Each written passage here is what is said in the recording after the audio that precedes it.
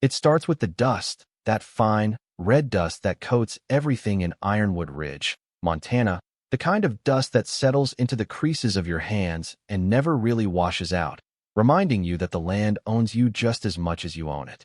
I was standing there, leaning against the rusted iron of Grandpa Silas's old cattle gate, just listening to the wind cut through the dry grass, when the silence was shattered by the aggressive whine of a high-performance engine.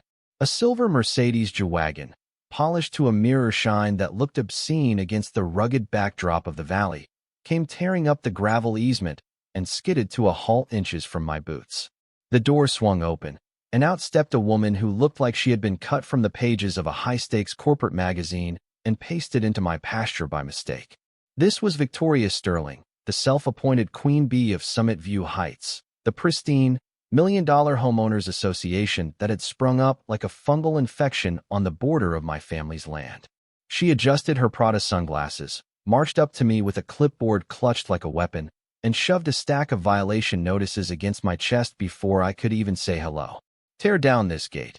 You're obstructing a private thoroughfare," she snapped, her voice possessing that clipped, icy tone of someone who has never been told no in her entire adult life.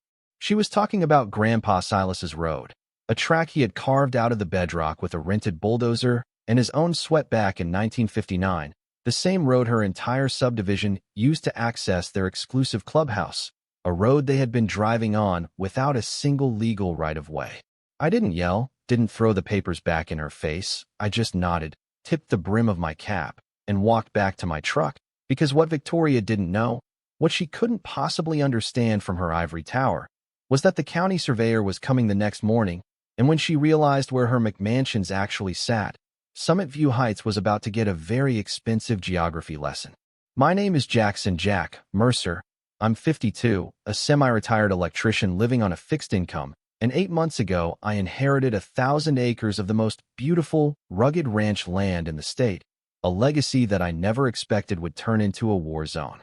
When Grandpa Silas passed, he left me the farmhouse that smells of cedar and wood smoke, the kind of place where the floorboards creak in a language only I understand, and every morning I brew my coffee black and stare out at the rolling hills that have been Mercer land since the Kennedy administration. But there's a ghost in this house, a silence that is louder than any noise, because my wife, Elena, passed away from ovarian cancer last winter, leaving me with a heart full of grief and a head full of her dreams that we could never afford to finance.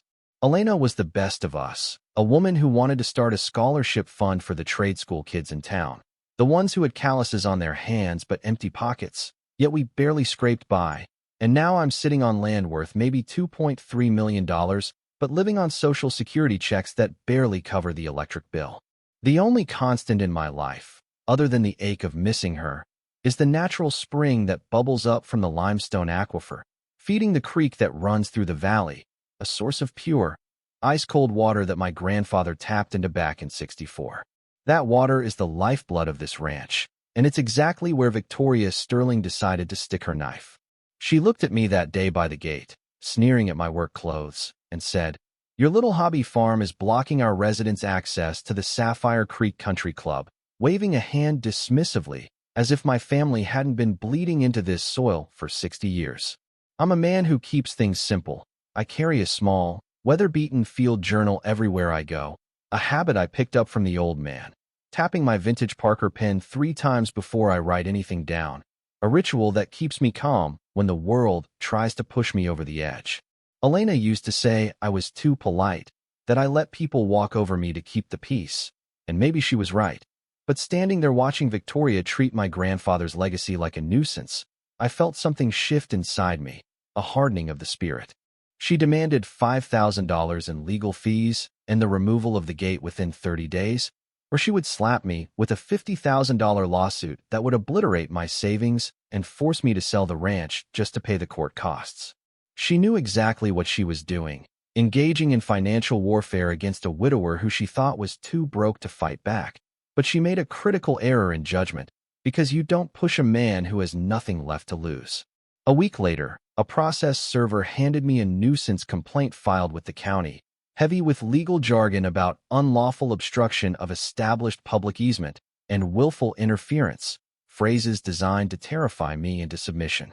I sat at my kitchen table that night, the papers spread out under the yellow light of the chandelier, looking at Elena's picture, feeling the crushing weight of panic because $50,000 might as well have been $50 million. But panic, if you let it sit too long, turns into resolve.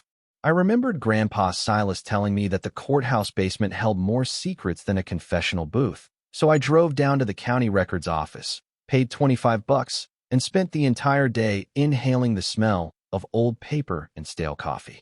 That's when I found the first crack in her armor. The original 1962 deed stated clearly, private road and water rights in perpetuity. But more importantly, I learned that easements aren't magic, they expire.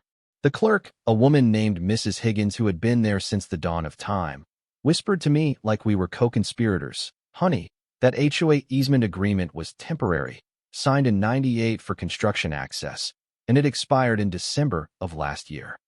My heart hammered against my ribs as I realized that Victoria Sterling and her army of luxury SUVs had been trespassing on my land for 11 months, illegally crossing my property every single day while lecturing me about the law. I drove home the long way, passing the entrance to Summit View Heights, seeing Victoria's SUV parked sideways across two handicapped spots like she was royalty, and I just smiled, a cold, tight smile, because I realized she hadn't done her homework. That night, I called the legal aid clinic and got connected with Maya Lynn, a young, hungry volunteer attorney who listened to my story and practically vibrated with excitement. "Mr. Mercer," she said, her voice sharp and clear, "if that easement is dead, every time they cross your gate, it's trespassing, and in Montana, you can collect damages for every single unauthorized trip." We started doing the math, hundreds of cars, thousands of trips, nearly a year of illegal use, and the numbers were staggering, but Victoria wasn't going to go down easy. Her response to my findings was swift and brutal. At 6 a.m. the next Tuesday, I woke up to the screech of metal on metal as the HOA maintenance crew used bolt cutters to slice through my grandfather's fence in 3 places. I ran out there, half-dressed, watching them destroy 60 years of history while the foreman, looking ashamed, handed me a work order claiming they were enforcing property rights. My cattle, confused and spooked, wandered through the gaps and onto State Highway 9, causing a massive traffic jam and bringing a sheriff's deputy to my door to lecture me about public safety while I tried to herd terrified animals with a makeshift rope. It cost me $800 to fix the fence and another vet bill for a heifer that twisted her leg on the asphalt, the humiliation burning in my gut as I watched HOA residents filming me on their iPhones, laughing at the stupid rancher chasing his cows. But I didn't scream, I didn't fight them in the street. Instead, I took photos, I documented the cut wire, the tire tracks, the smug faces of the neighbors. I went to the sheriff's station and filed a report, and that's when Deputy Kowalski sighed, pulled out a thick file, and said, "We've had 6 complaints about Summit View Heights this year alone. Harassment, boundary disputes, bullying the elderly. They are building a pattern, Jack, and judges hate a bully." That night, I installed high-definition security cameras along the fence line, hidden in the brush, feeling the adrenaline pumping through my veins, because I realized this wasn't just a property dispute anymore. This was a siege, and if Victoria Sterling wanted a war, she was going to get one, but she had no idea that she was fighting a man who knew every inch of this ground, a man who was fighting for the memory of his wife and the honor of his grandfather, and I was just getting started. The escalation was subtle at first, then hit like a sledgehammer. Just when I thought I had Victoria cornered with the trespassing evidence, she pivoted to a new angle of attack, one designed to cut off my lifeline. I came home 2 weeks after the fence-cutting incident to find a county inspector standing over my well pump, clipboard in hand, looking grave. "Mr. Mercer," he said, avoiding eye contact, "I'm here regarding a complaint filed with the Water Authority. There's an allegation that you are illegally drawing from the community aquifer, negatively impacting the water pressure for Summit View Heights." He handed me a shutdown notice, 48 hours to prove my water rights or face a $10,000 fine and the permanent sealing of my well. My stomach dropped through the floor because without that well, the ranch is dead, just dust and dry grass, totally uninhabitable. Victoria had brought in her own expert, a hydrologist in a shiny suit who waved charts around, talking about unauthorized groundwater extraction, trying to drown me in technical nonsense. But they forgot that I'm an electrician, a tradesman, and I know that systems don't lie. Only people do. I went to the old barn, digging through Grandpa Silas's filing cabinet, which still smelled of motor oil and pipe tobacco, and after hours of frantic searching, I found it. The original well permit from 1964, signed, stamped, and sealed, complete with geological surveys proving that my well taps into a primary, independent spring source. But the real gold was a faded business card stapled to the back. Old man Miller, the county engineer who signed off on it, who I found out was still alive, living in a retirement home 3 towns over. I called him, and Miller, sharp as a tack at 82, laughed when I explained the situation. "Son," he wheezed, "your grandfather's well taps the main artery of that aquifer. Those fancy wells the HOA drilled in 2018? They're downstream from you. They aren't losing water because of you. They are dependent on you." It was a revelation that changed the entire battlefield. They were accusing me of stealing water when, in reality, they had been leeching off my supply for years without adequate capacity. But the biggest shock was yet to come. I went back to the courthouse to dig up the HOA's easement filing. Thinking if Victoria was this confident, she must have some paperwork I missed. The clerk couldn't find anything current, so we looked at the developer's original filings from 2017, and that's when the room stopped spinning and everything went cold. There, on an easement document granting the HOA permanent access to the road and water rights, was Grandpa Silas's signature. But Grandpa Silas died in 2015. I stared at that signature, the ink looking so official, and I felt a rage so pure it was almost blinding. Someone had forged a dead man's signature to steal the rights to his land. I took photos, my hands shaking, and drove straight to Maya Lynn's office. When she saw the dates, the death certificate versus the signature date, her face went pale. "Jack," she whispered, "this isn't a civil dispute anymore. This is felony document fraud, conspiracy, and theft of property." We compared the handwriting. Grandpa had severe arthritis in his final years. His writing was a shaky scrawl, but this signature was smooth, confident, done with a ballpoint pen when he only ever used a fountain pen. The trail led back to Apex Horizons Group, the developers of the subdivision, a company that went bankrupt in 2020, and who was their lead legal counsel at the time. Victoria Sterling. She didn't just inherit this mess, she created it. She had personally prepared and filed the documents that stole my legacy, knowing full well they were based on a lie. Victoria must have sensed the walls closing in because she started making sloppy mistakes, desperate moves. Old man Miller called me to say Victoria had shown up at his retirement home, offering him a consulting fee of cash in an envelope to claim my well was contaminated. He recorded the conversation on his phone. Then, my security cameras caught the HOA maintenance truck slowing down, men in dark clothes hopping out at 2 a.m., creeping toward my well housing with flashlights, clearly intending to sabotage the equipment. I called Deputy Kowalski, and when he saw the footage and heard the recording of the bribery attempt, his demeanor shifted from annoyed to predatory. "She's trying to bribe witnesses and sabotage infrastructure," he said. "We're looking at federal charges now, Jack." That's when Chloe Vance, an investigative reporter from Channel 7 who had been sniffing around the corrupt real estate dealings in the county, contacted me. She told me my case was the keystone in a massive story about rural land fraud. We realized we had everything we needed not just to win, but to destroy the corruption root and branch. I spent the next week preparing, not like a lawyer, but like an electrician. I went to the hardware store and bought remote-controlled industrial valves, wireless monitoring systems, and PVC fittings. I installed them on my property, legally, right where the HOA's water lines crossed my land, lines they had no legal right to use. I could now shut off their entire water supply from an app on my phone. Maya filed a quiet title action, a legal nuke that challenges every claim to the property, while Chloe coordinated her news crew.